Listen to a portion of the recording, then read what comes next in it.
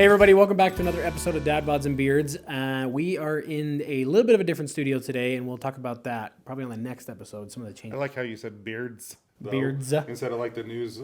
He was on News Nation. I was on News Nation the other day. And they call it Dad Bods and Beers. Yeah, he goes, I got Logan here from Dad Bods and Beers, and I'm like, there's a D. I'm going to get a phone call from my mom in a second. But, so we've got a guest on today's episode, Corbin Church from iHUB. If you're here in Utah, you probably know that the name iHUB, which we're both mentors at iHUB now. That's been an amazing experience. We can probably talk about that.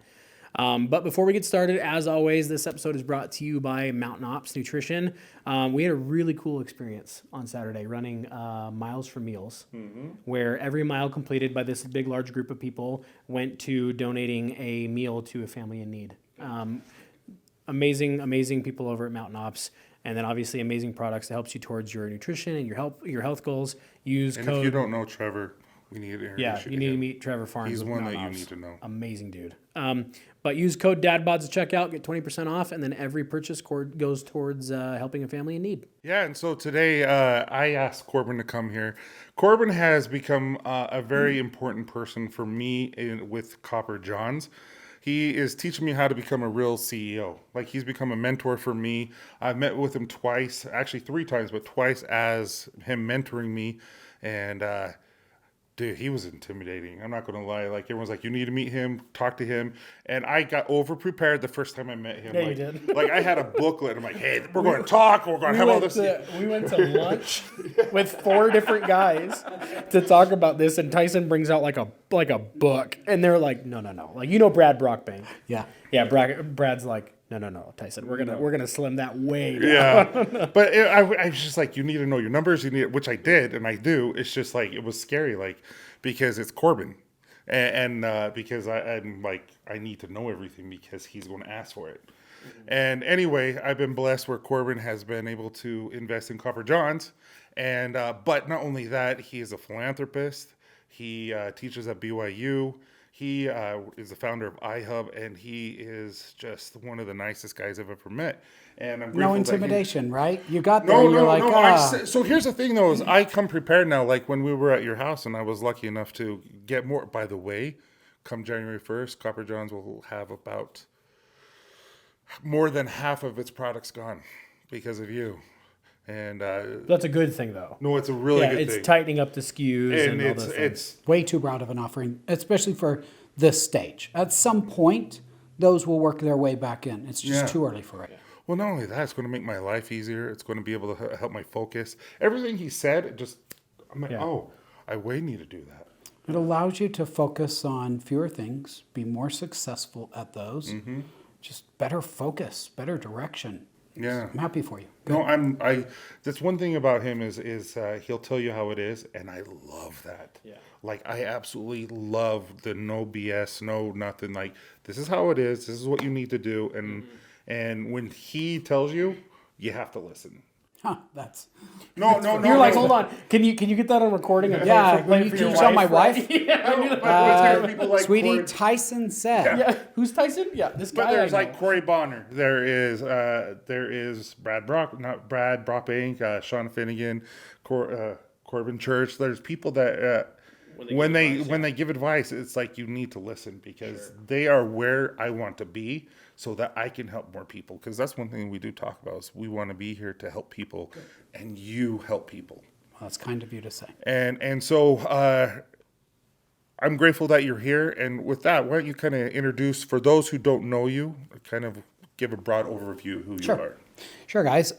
Corbin Church, I am a lifelong entrepreneur. I'm much more than that. I am a father. I'm a husband. I'm a man of faith. Proud of my faith, and I'm not perfect.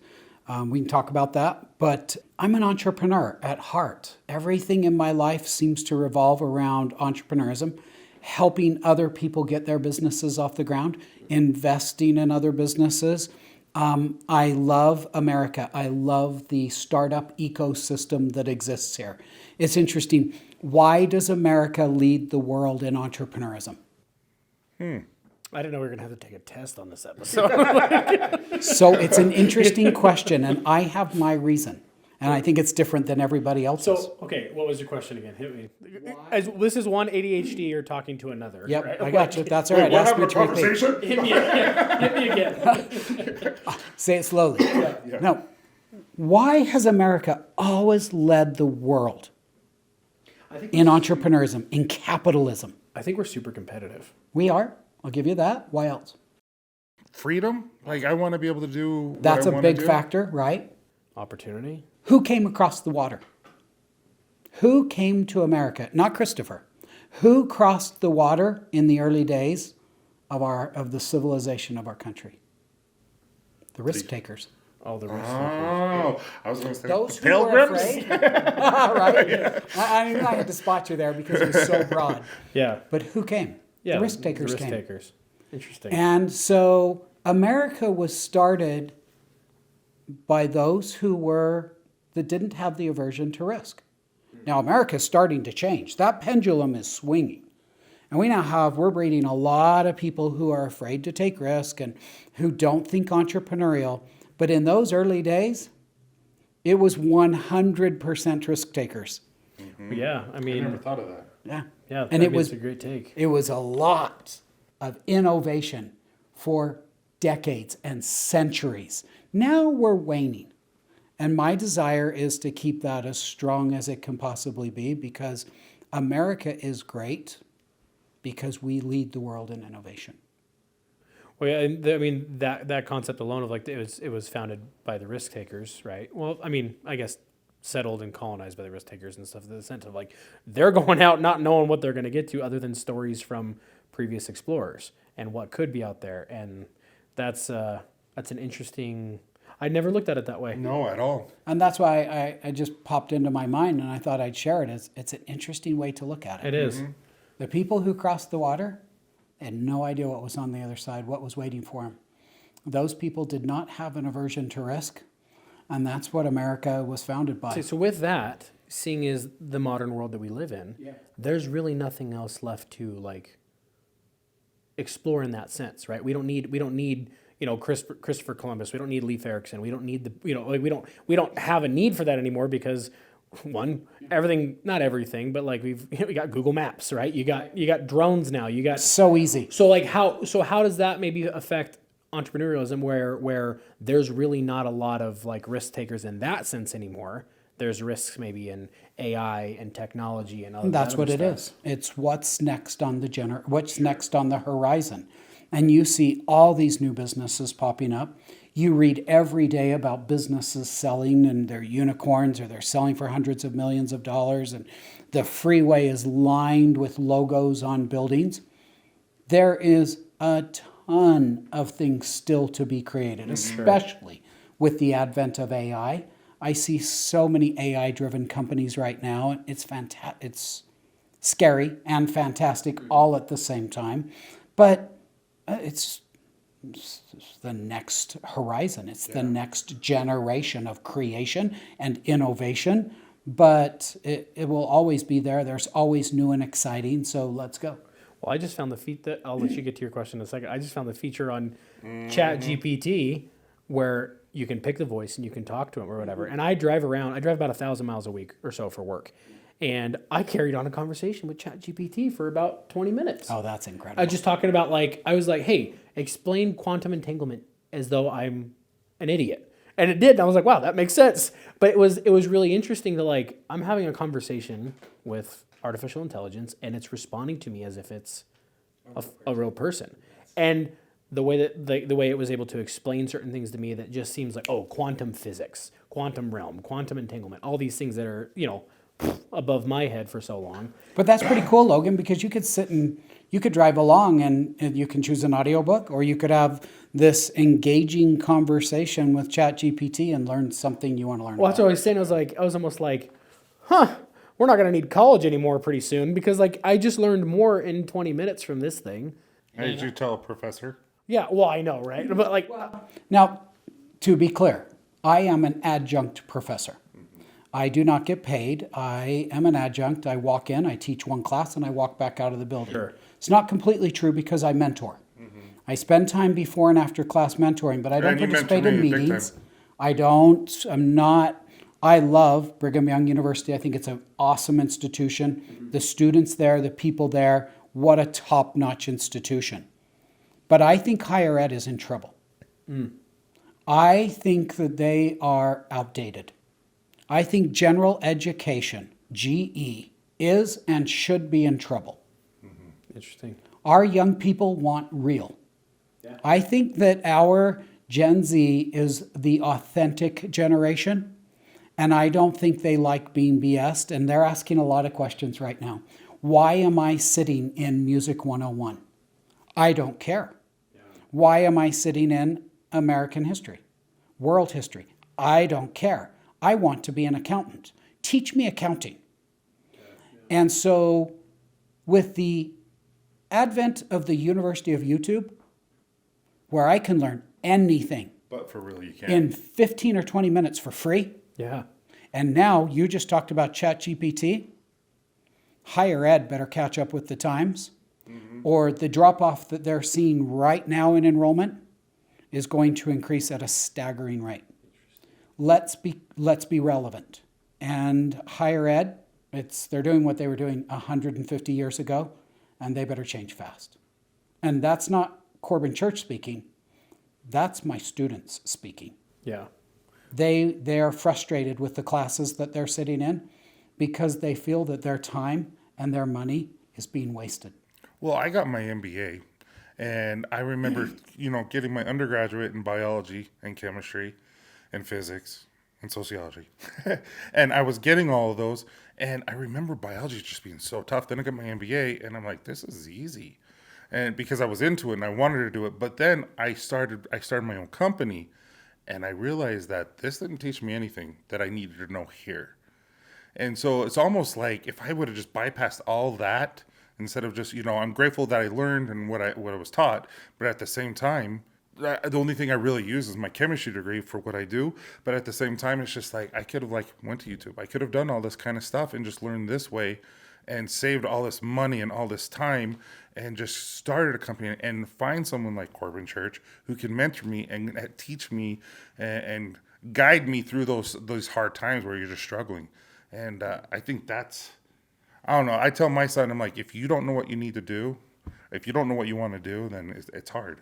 Don't go to expensive school. Go to a community college or something like that and get your associates until you figure it out if that's really what you want to do. But if you're starting a business and you need to learn how to solder, jump on YouTube.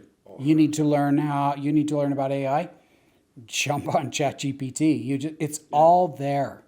And there are people out there teaching, and it's pretty solid information. It's not like social media where people are putting out what they believe truth to be. Opinionated information. Yeah, opinionated information. YouTube is pretty solid teachings. You get on about a topic and you can learn efficiently what you need to know about a topic. Well, literally today, around 9 o'clock this morning, I'm working on the website, and I'm like, hey, because I talked to Jono, like you told me to, and all this kind of stuff, and we're consolidating and putting everything on one location rather than multiple. And I asked ChatGPT, please help me write code so that I can and do all this. And all the next thing you know, like 5 seconds. No, seriously. And I'm just like, holy cow. Instead of having to go to school to do it, I can just do that. And it's just amazing. It's crazy. That's amazing. Amazing's almost an understatement. Yeah. Well, it's the same thing for me. Of I was the guy that made it through a semester of secondary, of post high school. That's probably the ADHD side of me. I was not interested. I'm sitting in business laws and ethics, and which is now Ensign College, and I'm like, I am so far from here at the moment. Like my brain is somewhere else. And then I spent years chasing what I thought I was going to. I did, door-to-door sales teams, did pretty good with that, like every other 20-something-year-old kid. And then went to the insurance agent route, did marketing for a long time, and finally got tired of chasing commissions, and then landed in what I do now, which is great for being ADHD. I'm like, I'm out and about all day long working in construction, but there's a lot of times where this excavator, something happened, and I don't have the $20,000 mobile computer that plugs in that is super proprietary from that manufacturer. Right. YouTube, type in the serial number, the make, model, whatever. It's doing this. 6 videos. And there's some where it's like, this one's 20 minutes long, and this one's like the meat and potatoes, and it's 4.5 minutes. I went to that one, and next thing you know, it's like, oh, pull this fuse, do that, reset this, boom, fires right up. ADHD version. Yeah, I went to the snapshot, I went to the Cliff Notes version of it, and I'm like, I would have had to pay a mechanic, which, I mean, I have relationships with a lot of great mechanics, $150 an hour, plus a $200 call-out fee, and he'd have been out here for 15 minutes and had it fired up, and there's a $500 bill. Yeah. And I'm like, spent 15 minutes on YouTube. And that's, like you said, we're just scratching the surface. And this is the crazy thing is, you know, I was like, I'm half as intelligent as half the people out there. And the people that are making the YouTube videos are the ones that blow my mind. Like the people who are like, and they're creating wealth on their own by just sharing what they know and in an engaging way, and just the right lights, the right cameras, the right cadence of how they're talking, and then they're probably using ChatGPT a lot for their information. So we're living in this crazy age, but... Yeah, so to kind of pivot a little bit and talk, you know, we're avid believers in mental health, especially within men. Okay. And you and a lot of us, like him and I, we're extremely busy. A lot of our listeners and a lot of people are just busy. They have multiple jobs. They have families. They have bills. They have all these stresses and worries. You are a serial entrepreneur, like you said. You're an adjunct professor. You're a mentor. You're the founder of iHUB. Hundreds of people want your time. So how do you take priority for yourself? How do you use essentialism, so to speak? See, something he taught me. Well done. and give time for you, give time for your well-being in all the chaos. Well, let's be honest, because I'm a pretty real guy. Mm-hmm. I'm not doing very good at that right now. I'm giving enough of my time that I'm not getting personal time. Mm-hmm. And I've neglected my adult children of late. And they've made little comments that have made it clear. I'm neglecting my family, as I did when I was their dad. They're still their dad, but meaning when they were growing up in the household. So I'm stepping back. Let's go back to the reference that you made. My favorite book is Essentialism. I sent it to him. Okay, so Logan, you're like, wow, you listen to a book? Because I have extreme ADHD. Yeah, I'm a book listener. Okay, so I listened. Yeah. I was hiking, and I started listening to Essentialism by McKeown. And few books have caught my attention like Essentialism did. Okay. Because it was at an extraordinarily busy time all my life. I do a lot.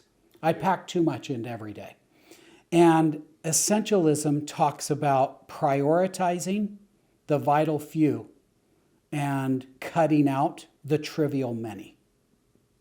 That's the book in a nutshell. Getting rid of all this crap in your life that just doesn't matter and focus on the vital few. What's important? And the book goes through and helps you figure out how to define the vital few. It was profound. I was driving up here to meet with you guys today, and I made an appointment today that violated that rule. And I pointed out with my wife, I said, I made a mistake. I violated that.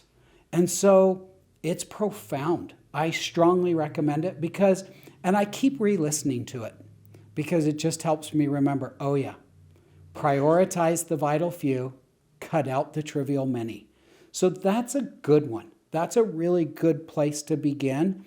And my wife and I spent some time a couple weeks ago saying, okay, we've been a little too freely giving out our time.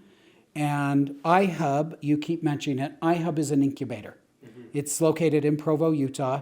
And we created this as our give back to the community. Mm-hmm. And what it is it's about 260 entrepreneurs all in one building trying to get their businesses off the ground. Yeah. Okay? And you guys are both mentors there, It's always buzzing there. Buzzing. Every time I'm there, it's just like there's a million things going on. I add that context for your listeners who keep hearing the word iHUB. Well, that's what it is. I cannot mentor 260 entrepreneurs. There are not enough hours in the day, the week, or the month. And so I've brought on some help. I've determined which ones I'm going to work with.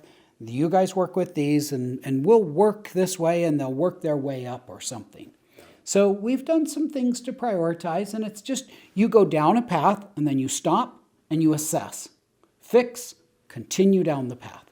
So that's what we've been doing, and we're getting better control. 2025, we're determined, is going to be a better organization. We're 9 months old. Yeah. 9 months old No way. this week, yes. You didn't know? I did not know that. 9 months old March, a few right? days ago, March 15th. And so, hey, can't beat myself up. Like, look what's happened in 9 months. Yeah. Wow. But now just stop, assess, fix, continue on. Yeah. And essentialism, wow, it's just, I'm not a big book reader because of my ADHD, and that one's been one that I've embraced. Cool. I'm gonna have to add it to the list. The cool thing is we do with this is we've got a kind of like a link in a landing page where we have this thing where we say favorites, from the show. I'll have to add that one in there because we've had quite a few people that have, there's been book plugs or video plugs or even, different articles. We'll plug that in there and get some feedback. So I've recommended it to many who have embraced it. They're just, wow. Yeah. It's way up there. That's a solid book. So because one book that because I'm 10x by 2x or 2x by 10x. Or- No, 10x by 2x. do you know what book we're talking about, like where you 10x the 2x or whatever? No, it's You a and I basic. probably have very It's similar tastes. it's kind of the same thing, but a different format. It's very basically. different. You've said a lot of great things about it. It's amazing. I have such a hard time getting into it because it's very slow and it's very hard to grasp certain concepts. So I would probably struggle with it then.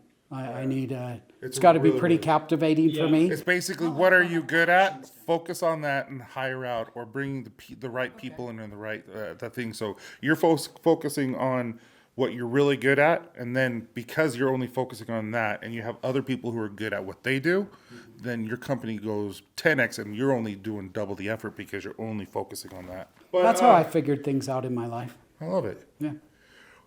Kind of aside, it's the same question.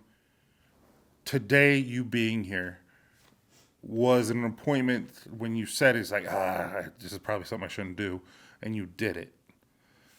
How do you prioritize something? Because this is going to mean a lot to the viewers. Like I said, 20,000 people who listened to it that week, and then eventually millions. You know what I mean? And so how do you say yes to something, or say no to something, even if it's powerful, like what you're doing right now, where it's going to affect people?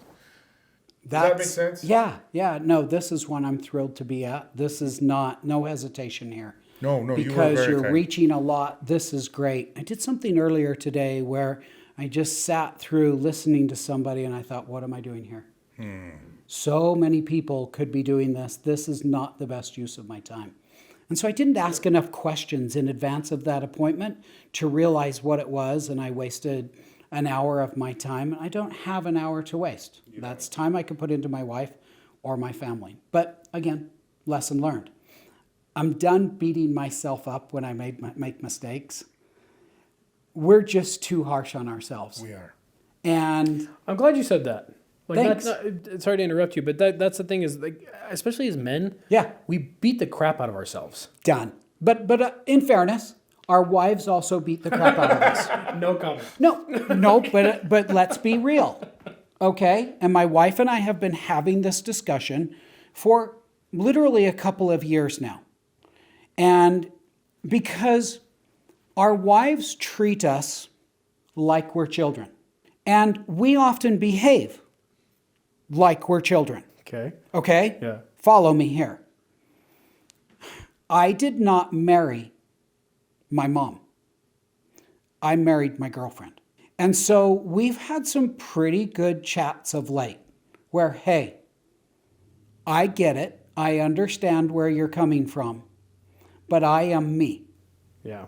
And this is my best. I'm going to make mistakes. You have too high of a pedestal for me to stand on. And we had this conversation enough times, very civilly, not fighting, no meanness. And I just said, you hold me on too high of a pedestal. And I also have taken me off that pedestal. And I've said, you know what? I'm a human. I'm going to make a crap load of mistakes because I'm doing the best I can. And I've stopped beating up myself when I come up short. And so we were talking on the drive up here, and she said, I screwed up and did this today. She arrived late for a very important something, and I totally blew off an appointment, which she covered for me, and another partner at iHUB covered for me. And I said, you know what? It is what it is. I'm doing the best I can. I overbooked. I've learned. We brought up essentialism. I'm done beating myself up because I am me. I'm a human. God made me imperfect, and I'm living up to my imperfection, and I'm done trying to be something that I'm not. And you know what's really cool? She's done having me trying to make me out to be something that I'm not. I am a human. I'm going to make a lot of mistakes. I'm a man, so I'm going to make twice as many as you are. Just accept me for who I am. Wow, our marriage is so good since we have come to that realization together. You know what we were talking about, we talk about this all the time, is men, we are not good at communicating our feelings because we've always bottled it up. Even like my dad, who is an amazing husband and a father, all this kind of stuff. He's a marriage and family counselor. Yeah, but it's just like, even like you go to football, and all this kind of stuff. You get coached, it's like, just walk it off, like it's just suck it up, son. Yeah, it's just ingrained in you. Get tough. It is. You beat the crap out of each other. You don't cry. I would go wrestle all my cousins, bloody nose, put tissues on there, and start wrestling again. Literally, that's what I would do. And so I am trying to explain to my wife how I feel, not going well. And she's like, her feelings are getting hurt, and I'm like, I am not explaining this right, and I'm slowly getting better. I'm still a long ways to be where I need to explain. She explains herself really well. I'm not good. I'm still getting that talent, but it's awesome that you are able to communicate in a way where your wife understands and that it's accepted, and it's a continual work. But that's one thing we talk about all the time is like, we need to learn how to communicate better, because Logan never tries to hurt his wife. I never try to hurt my wife. You never try to hurt your wife. But we do it all the time. Yeah. And it's not on purpose because we love our wives. It's just like, we don't know how to talk. We don't know how to communicate our feelings. Like, if you want us to tell you about this football player, like, yeah, I'll tell you what they just did. But if we talk about why I am upset today, I had a hard day at work, and I tried to explain it, and then I don't get it. I'm like, there's a key word here, vulnerability. Yeah. Men are terrified of the word vulnerability. Brene Brown talks about it in Vulnerability. And she says the real man is willing to be vulnerable. And what I found is, as I acknowledged I'm not perfect, and we had this discussion together, and it's not sit down and have this one discussion, it's ongoing. It's like, honey, I accept you for who you are. Make this mistake, you make that mistake, I don't care. Because I say, hey, you're doing a pretty dang good job all the time. That stuff, well, that's because you're imperfect. Do the same for me. Because I'm going to screw up. Because I am who I am. So I think it's interesting when Brene Brown's, and here I am quoting a lot of books. I'm not an avid reader. But she says, real men are vulnerable. It's a strength to be vulnerable. And that's because we set aside our pride, we acknowledge our weaknesses, and we can finally have a real conversation because we set all of that aside and now it becomes real. And I think that if we would deal more in real, which means being vulnerable, we don't need to be macho. It's so overrated. We can be macho in certain parts of our lives, but in certain parts of our lives, let's diss that. And let's be vulnerable, and let's have an honest conversation. It's talent, though. It's something that is not easy. But if you'll think of yourself as imperfect and really flawed, have a heavy dose of self-deprecation.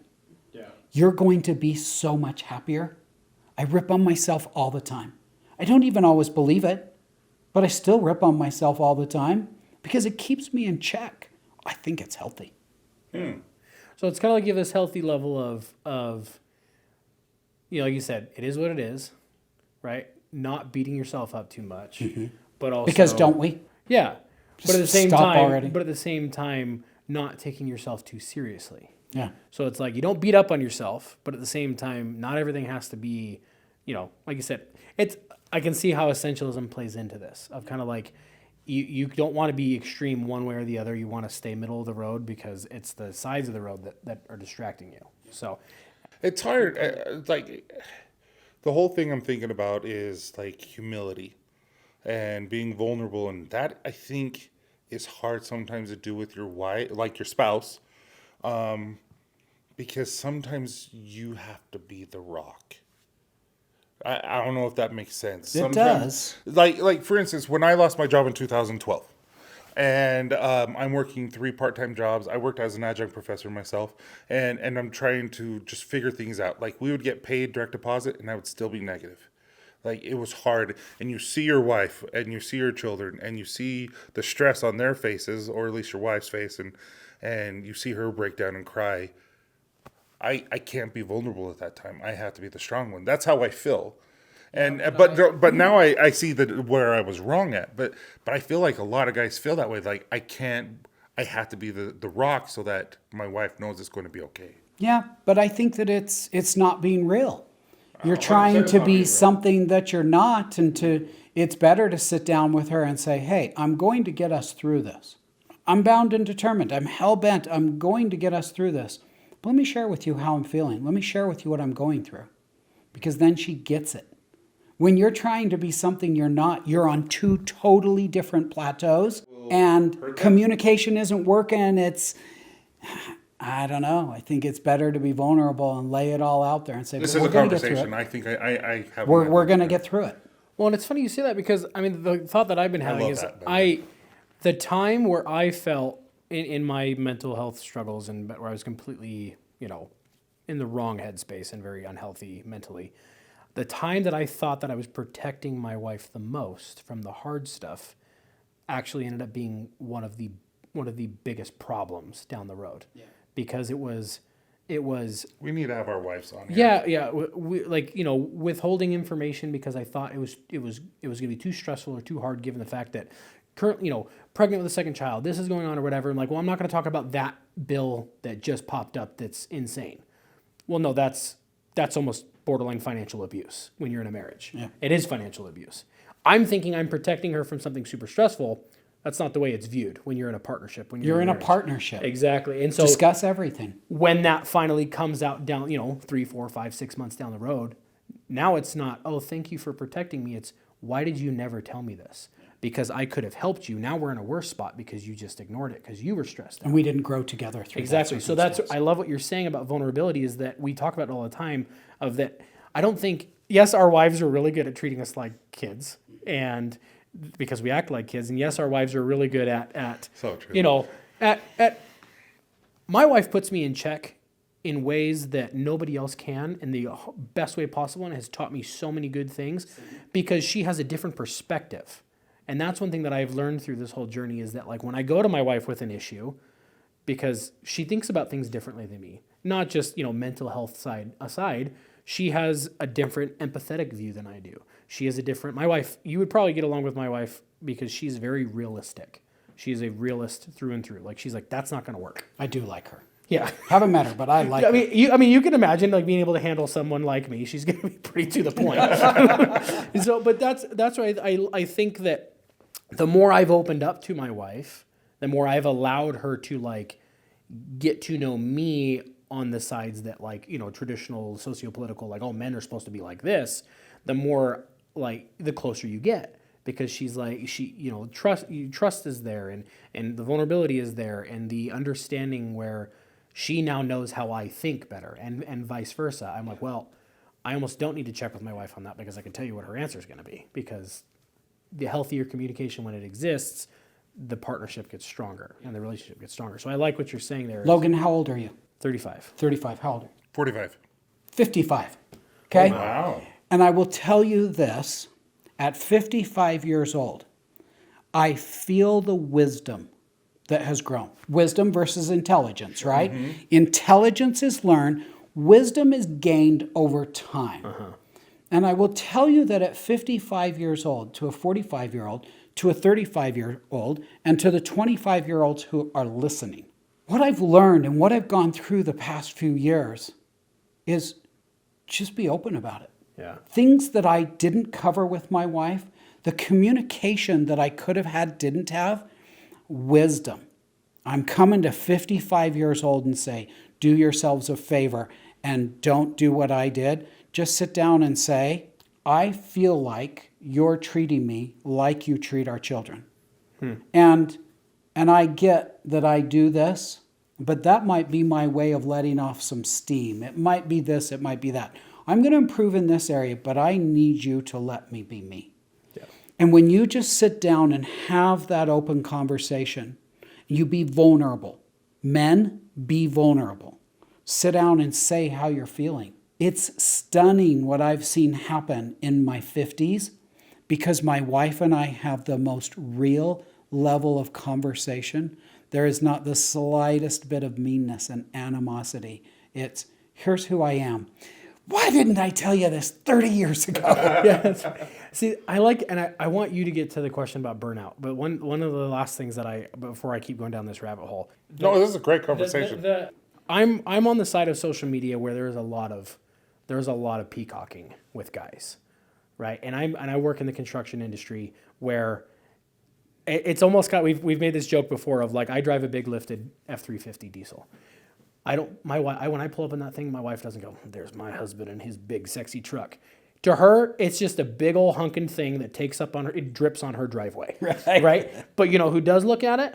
Guys into pulling to job sites. Right. Like, oh, that's a cool looking truck. That's like muscles at a gym. Exactly. So my thing is like vulnerability in a traditional sense, right? In a traditional, male-female relationship, vulnerability from a man's perspective or from a female's perspective is far more attractive than sucking it up and being tough. You know who's sucking it up and being tough attracts? Other dudes who have this skewed sense that's manliness. So you nailed it.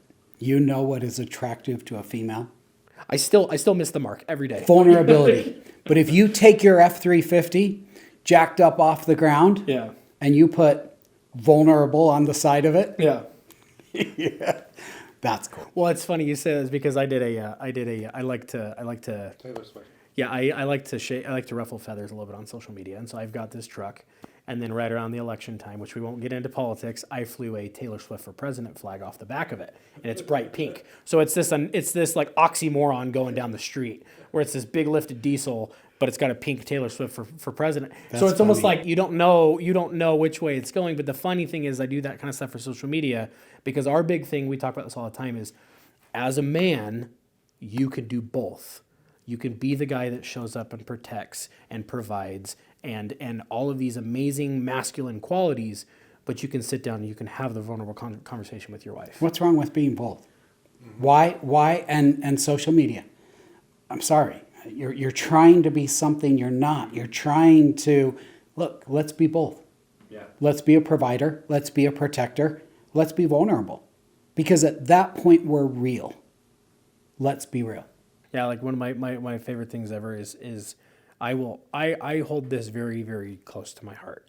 Is I was raised by good parents.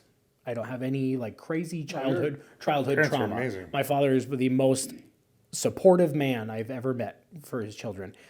But I love the fact that I have an 8-year-old daughter, most intelligent little girl you'll ever meet. She will come up and express her feelings to me about how she feels about something to the best of her knowledge. And to me, that's a win for me because I'm like, there is something about how I parent as a father to my daughter that she feels safe coming and sharing feelings with me. And to me, that's a big win, and I've learned a lot of that from my wife. But I know at the same time, there's guys that I know that like, oh, my dad's never told me he's loved me.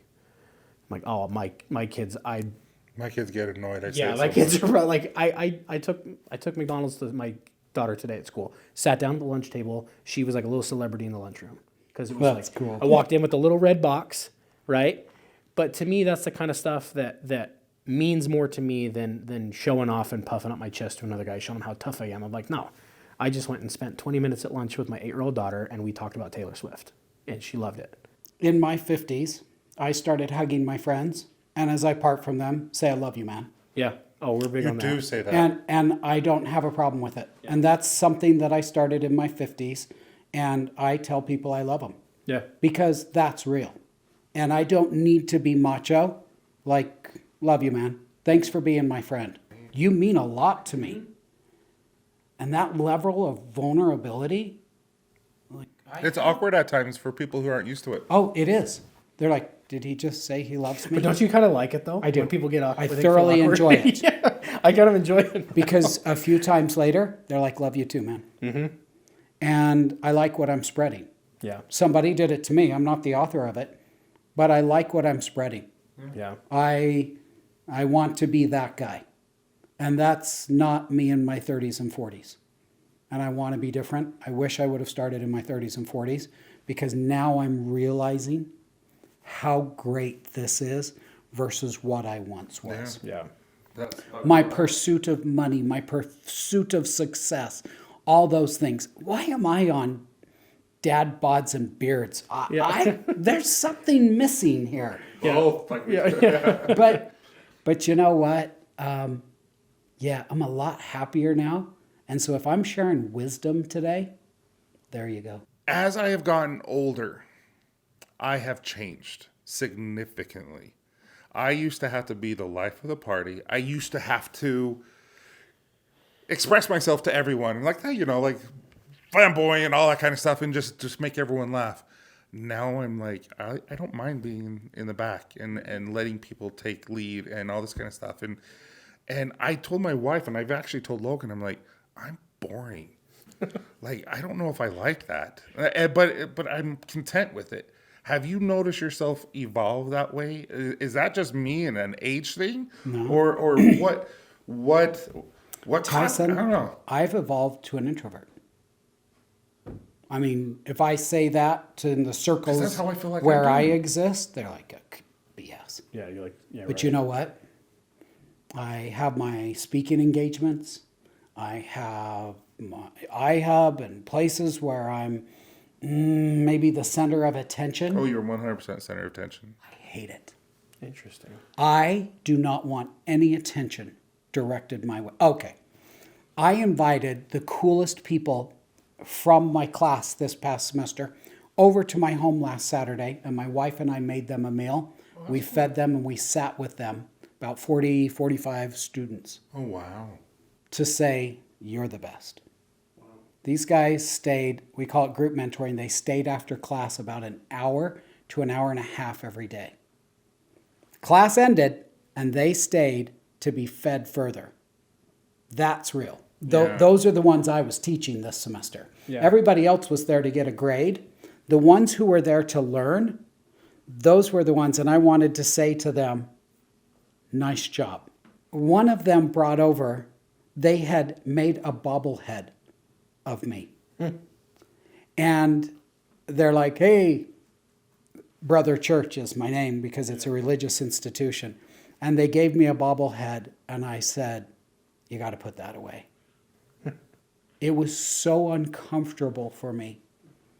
I'm not interested in attention, and I don't want to, I want to go hide in my theater.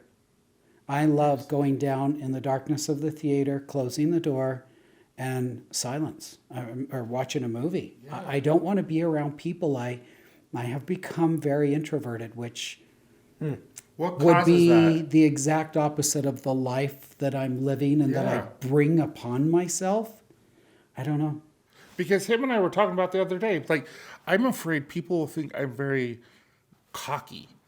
Yeah. Or condescending because Or standoffish. Yeah, and it's not that. It's because I'm just like, it's like I now have to put forth effort, and I don't know if I have it.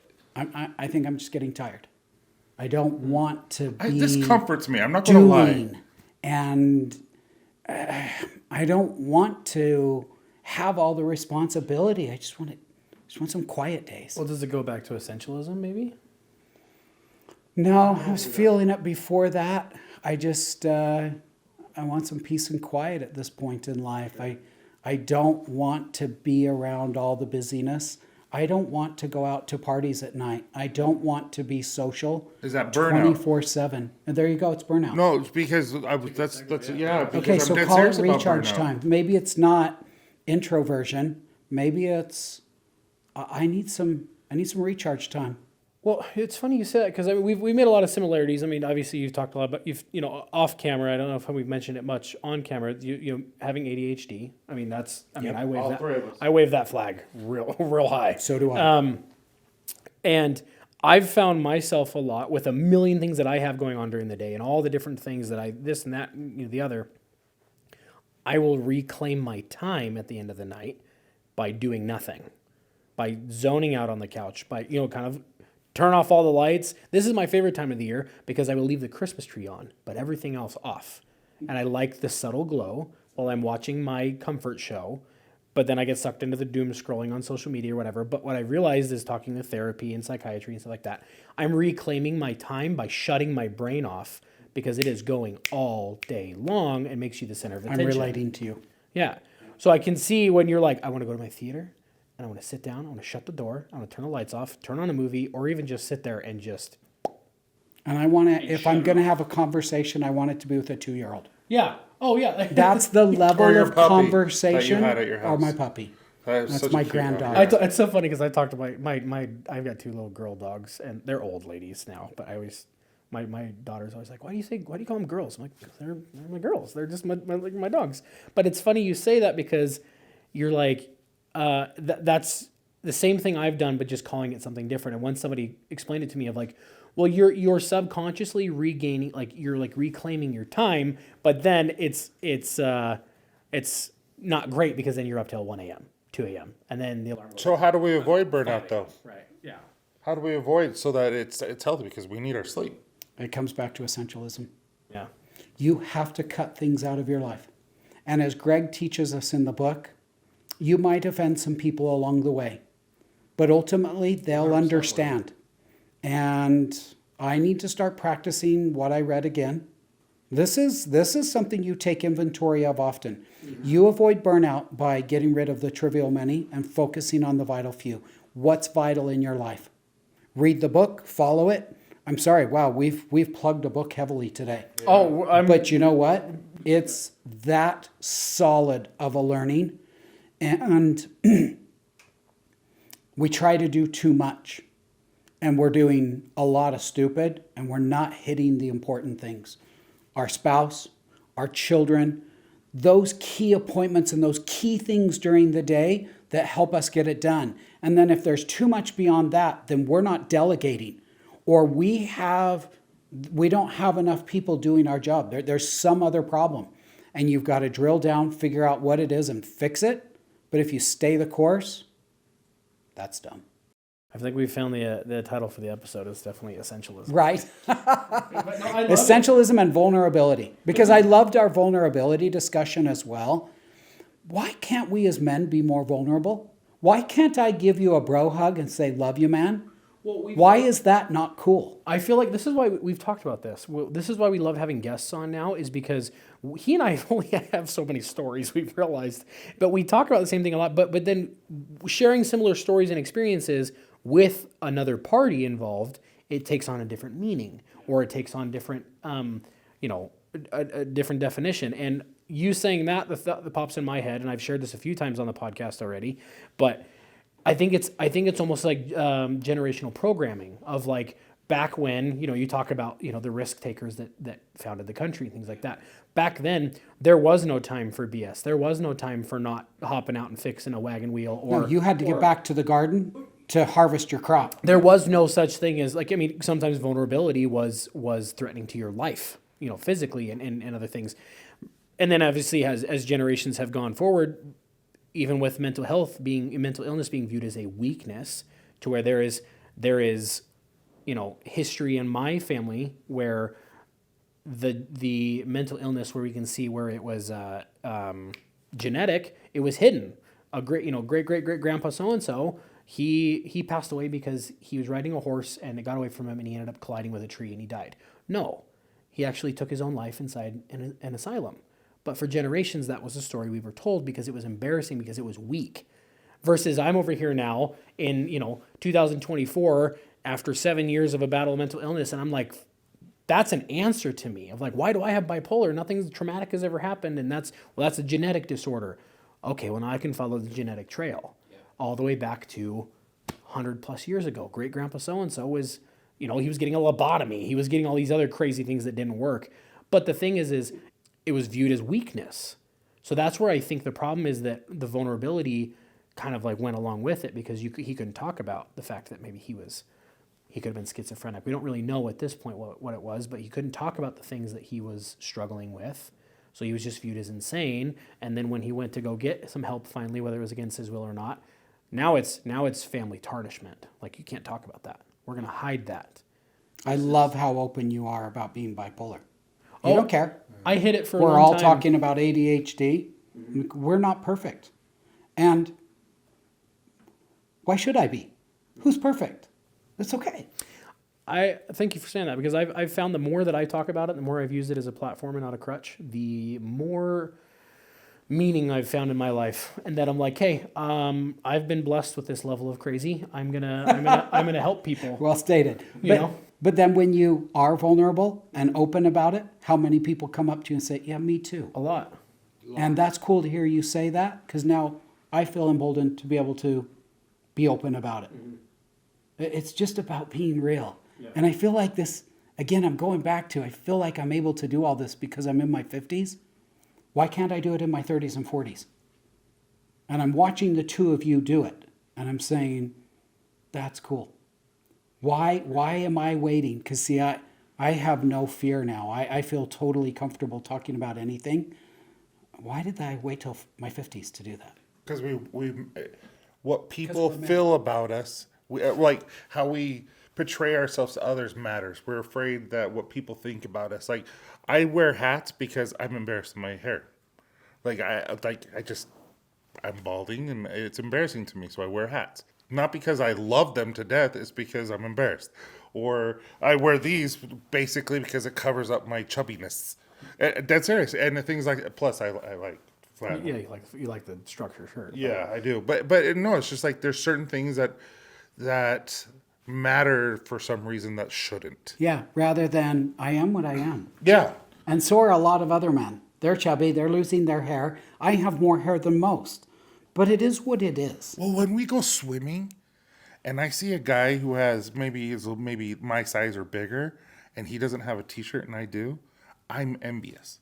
I'm like, I wish I had that level of power to be able to, that confidence to be able to do something like that. And like, we had to take our shirts off the other day for pictures for Mountain Ops because we were doing this thing, and you would have thought I was about to like give a kidney stone or something. Like, I was dying. I would be with you there. I have man boobs, and so. But see, here's the thing: is so does 98% of the men out there, because it's like the percentage of men. That's kind of the fun behind the name. It's funny is when we tell people like, oh, we have a men's mental health podcast. Like, well, what's it called? We say Dad Bods and Beards. We almost get a chuckle, but then it's like we pull you in kind of with the funny, and then okay, now we're going to talk about. Now you're going to sit here and you're going to talk with a bunch of men talking about vulnerable things, and I'm gonna build you up for a second, and without getting too much information, but like, do we need to cut real quick? Okay, your status and your stature in the business world is nothing to bat an eye at. Like, it is very impressive what you have accomplished, and for you to take the time for how expensive your time is to sit here and have this conversation with us shows to me like the importance of it and the value in it. And so like having this platform and having people of your caliber come and sit down and talk about these things shows how important it is that the everyday man who may not have the net worth that matches you or even some of the other people we've talked to, that it's a universal issue. Whether you are paycheck to paycheck or you are finding new things to invest in because you got too much left, at the end of the month to play with. It's the realness and it's the vulnerability and it's all the different ways that we can connect that extends past politics, money, religion. It's just as human beings in general. So I love the fact that you've come out here and had these conversations, because same thing, like I play in the dirt all day for money. We were talking about how the range on your fully electric BMW it's kind of sucks in the winter, but there's so much comparison and so much relatability that we've had just in an hour conversation. So this is why we do it, and this is where the ball gets rolling, and that's where people are like, oh, I like this. I'm like, hey, go talk to somebody then. Go to therapy, talk to your wife, go to psychiatry. We have a lot of wives that learn about how to communicate to their husbands because of this. Really? It's really cool, and I think you've given us a lot of good nuggets. The thing I would say to wives listening, and men, don't use this as, don't empower yourselves with this. That's the wrong attitude. Sure. But wives, don't treat your men like children, and I think they'll act less like children. But also, just chill. They married their girlfriend. Be their girlfriend. Don't be their mom. We resent that greatly, and we don't express it. We should, but we don't. But don't treat me like you treat the children.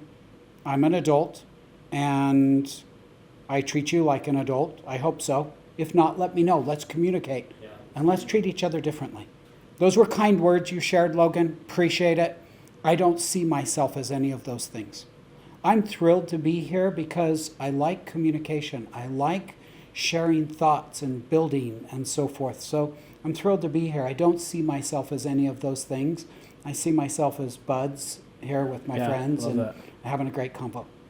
Keeping up with a trend that we started a while ago with guests coming on the show is we used to, when it was just me and Tyson, I used to like kind of extend little challenges based off the topic we were talking about.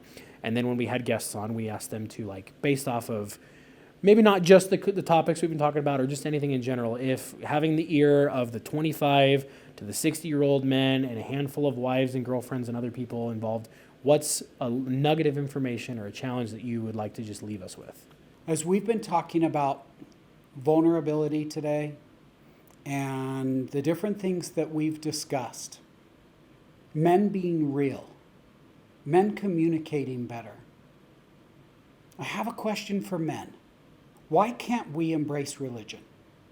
Why are churches so full of women without their husbands? It's an interesting question. And as we've been sitting here having our discussion today, it's crossed my mind. Because why can't men embrace God and religion? Is it a power thing? Is it a pride thing? What is it? Fair? Mm-hmm. Yeah. Men have a tough time with religion. I have had a religious rebirth. How's that? In the past years, where I have said, no, I don't believe in that. And I don't believe in that. And I don't believe in that. And I'm not going to say I do. But I believe in that. And I love that principle right there.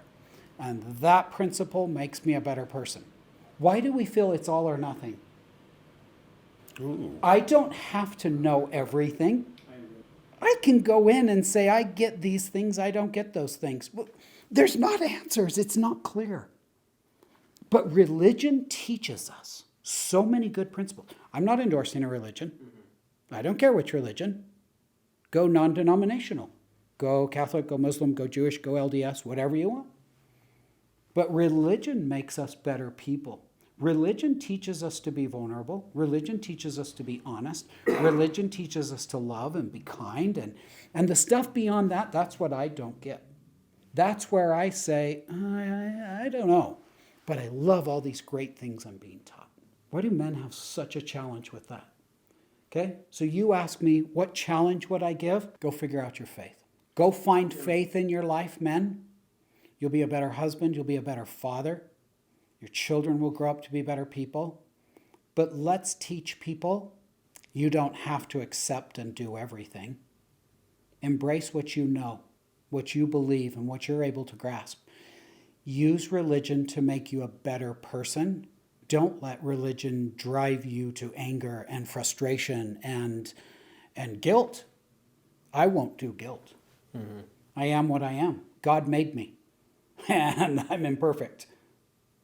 And I embrace that. I like that because religion, and Tyson and I had a conversation about this earlier today as we're kind of wrapping up, that that religion and spirituality, I think that can sometimes be a very polarizing conversation. Yeah. And with, the invention of social media, that even is perpetuated even more. So I enjoy that challenge because it is very open-ended of like, find your North Star, so to speak, right? Whether it's a religion or a non-denomination or just spirituality in general, I think that, finding your purpose of being, on earth and like having like a North Star, I think I really enjoyed that. So. Yeah. Well, I taught sociology in college. And with sociology, there was a theory in there, and we talked about holistic self, which is your spirituality. And you have to have that. There's 4 parts of your life that you have to have a holistic side in order to function properly as a human. And I think just meditating, we get sponsored by New Calm. And Logan and I, we were on the phone, and on our way here, I'm like, I got to listen to New Calm, dead serious. And because it's 20 minutes, and I listened to Focus for 20 minutes, and it got me calm. It got me focused on our episode that we're doing right now. And I don't know. I feel like that's a form of spirituality that you're talking about, and not necessarily principles that you're talking about, but I feel like it was able to connect me better to what we were going to communicate on, and it helped me get in my right mindset. So I think with breathwork and Logan having a spiritual experience doing breathwork and stuff like that, I like that. I like how it's just like, find what you believe in and live it. Live your values. It's like God made you. There's no reason for you to feel guilty. Just be grateful who you are. But embrace it to the degree that feels comfortable to you. Yeah, I enjoy that. Not to the degree that my wife embraces it. That's not me, that's her. Not to the degree that my spiritual leader wants me to embrace it. And don't be guilted that somebody's telling you you're not enough. I am enough. God made me who I am, and God's telling me I'm enough. You are enough. I love that. We also have to have you on for an episode talking about religion, because that's a like I said, it's a heavy topic in and of itself. And I'm not a religious person. I am, but I'm not. Well, we had Zachary Levi on, and we spoke highly on his beliefs and stuff like that, because that's who he is. And there were some people who were offended by it, and I feel like part of your mental well-being is also your holistic side, your spiritual side, and you need to have that. Well, and kind of in wrapping this up, and we've teased this a couple of times. Sorry, and this was really good. I really like that you said that, because I was raised very religious, right? And it very like do's and don'ts. This is how it is. It's what you're talking about. And in my later years, and my ripe old age of 35, in the last 4 or 5 years, I've come into more of no. My relationship with whoever I feel created me is my relationship, and that it's more important that I feel good about my decisions and my path than it is about other people's feelings about my views and my path and my decisions. And you're comfortable with that relationship. Mm-hmm. Now, your buddy, he's Jewish, and your other buddy is not religious, and your other buddy is Muslim. Good for you guys. However you do it, and you're comfortable, good for you. Let's just accept. Yeah, and I think the best way to probably wrap this up is, I say this all the time, joking or not joking, my philosophy is, if you're a good person and you're trying, you can come to dinner. Like, that's all that I care about. I like it. That's a really good place to wrap. Is that why I've never been asked? Yeah, well. Also, we have IKEA chairs, and they're really pushing the limits with me alone. Oh, sadness. Thanks for having me today, guys. This has been awesome, Corbin. Thank you so much for coming up here and doing this. So, see you guys.